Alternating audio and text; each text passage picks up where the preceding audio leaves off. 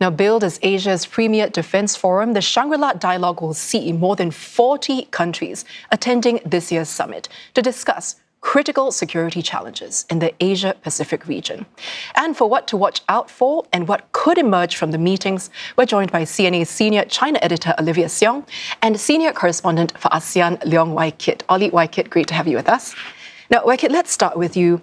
Let's talk about the guest list for the Shangri-La Dialogue. How does this year's attendance compare to previous years so far? Right. Angie, you said it earlier that Mr. To Lam, who is not just the president of Vietnam, but also the party chief of his country, will be making a keynote speech. We are expecting Mr. To Lam to, advance Hanoi's domestic and foreign policies. And this also speaks to recognition that Vietnam is a rising middle power. The other key speaker that was just confirmed earlier today for the special session is the Timor-Leste President Jose Ramos Horta.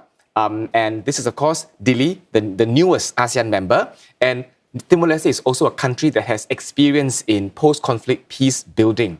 Now, this is not the first time that the keynote speaker and the special address speaker are both from ASEAN. It is not.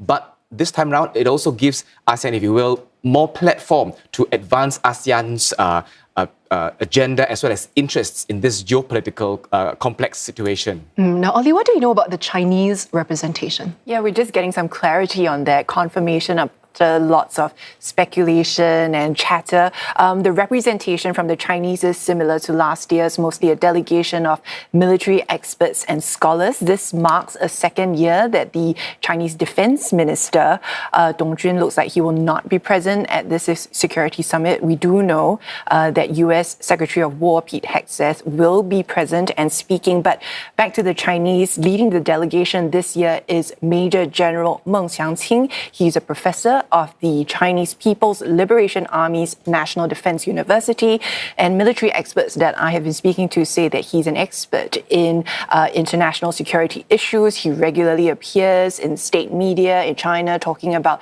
the country's position, for example, on China's military drills around Taiwan. He's also no stranger to the Shangri-La Dialogue. He was part of the delegation last year, though he wasn't leading it.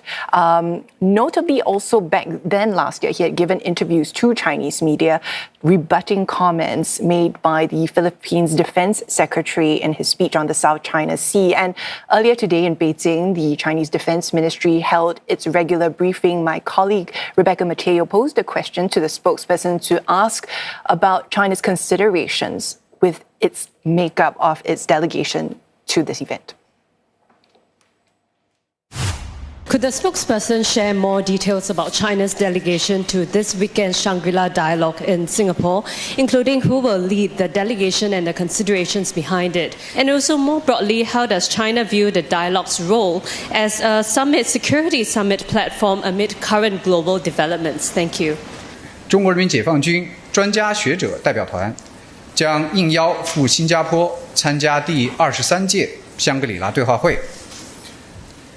此次代表团团长为国防大学孟祥青教授，成员包括国防大学、军事科学院和海军有关专家学者。中方重视亚太地区防务安全合作，始终秉持开放包容理念，积极参与具有建设性的各类对话。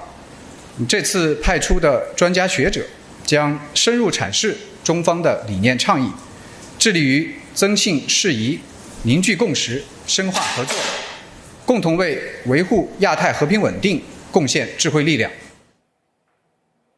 So on the latest agenda, we see that there's going to be no plenary session for the Chinese because that's usually reserved for defense chiefs in the biggest ballroom at the Shangri-La Dialogue. But that doesn't mean that we won't be hearing the Chinese voice.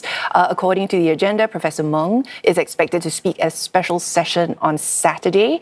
Also listed as a confirmed speaker is Cui Tiankai, and he's a former Chinese foreign vice minister. He was also the longest serving Chinese ambassador to the US.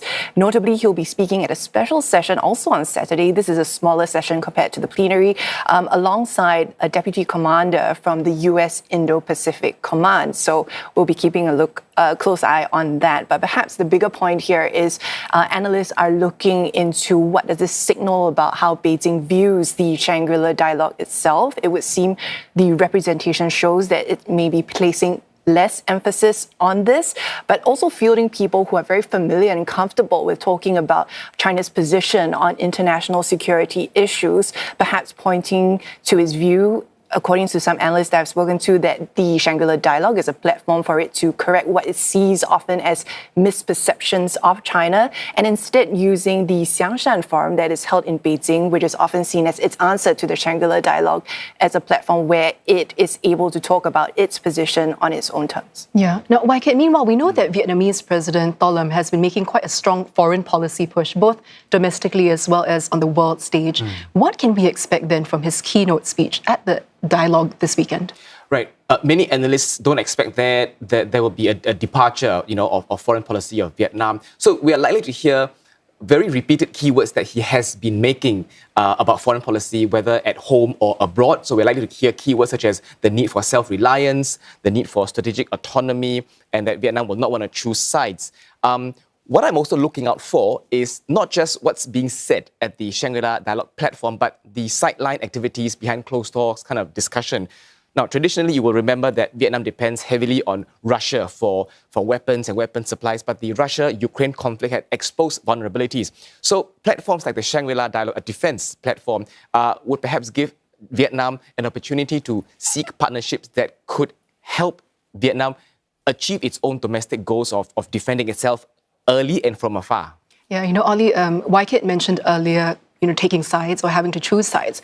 So the US-China relationship has shifted somewhat with President Trump's trip to Beijing recently. How is that likely to change the way security or regional arrangements and discussions are made during the dialogue this weekend? So post-Trump Xi summit, one of the key words has been strategic stability, both sides wanting to build on that. So something more positive. Also, we note that Secretary Hegseth was part of President Trump's delegation to Beijing, which is rare. And he, chatted with his Chinese counterpart, Dong Jun. We aren't exactly certain what they spoke about, but from the statements that came out after, we know that the two sides agreed to make better use of communication channels, including when it came to the military aspect of things. So analysts are saying that while the Shangri-La Dialogue is a missed opportunity for in-person engagement between these two major powers, the positivity surrounding, security issues and that they agree to talk is a good thing. However, in a IISS security report released today, it did state that China is the primary Asia-Pacific state against which the US could fight a major conventional war, and that possibly there could be conflict over Taiwan, and that threat has loomed large in recent years. So here's what an analyst had to say about the thorny issues that still exist between these two sides. Dialogue, for dialogue's sake, is important at the end of the day, whether or not there were concrete takeaways on specific security issues aside. I do think, however, that the steps that we saw each side take represent more tactical changes in the bilateral relationship rather than wholesale strategic shifts. At the end of the day, strategic competition is still a driver in how these two countries view each other, and that, I imagine, will continue. Now, Wai Kit, of course, the Middle East crisis and Iran is looming large over these talks. Is there any sense of how much this is likely to be discussed? Right. For now, the only confirmed speaker at the Shangri-La Dialogue is the Qatari Deputy Prime Minister, who is also the Minister of State for Defense. But from an ASEAN viewpoint, you remember that the bloc had renewed ties with the counterparts of in the Gulf area, the GCC, and some analysts are saying now's a good time to tap on those relations to advance the bloc's interests. But another IISS expert says that's not quite a good idea, and here's why. I do think people often forget that ASEAN's integration remains not done. It hasn't been completed, and people also forget that mainland Southeast Asia are newcomers to ASEAN, and I consider 2-3 decades as new. It's not long enough, and we have many intra-ASEAN integration projects on the economic, political, security that remains far from resolve. And so I would rather devote my attention to enhancing and using ASEAN-led mechanisms for intra-regional security challenges first before we went abroad and tried to export the ASEAN way. Wai Kit, Ollie, thank you for setting the stage for us, and we look forward to more reports on the ground from both of you on the weekend as well from the Shangri-La Dialogue. That was CNA's senior China editor Olivia Siong and senior correspondent for ASEAN Leong Wai Kit.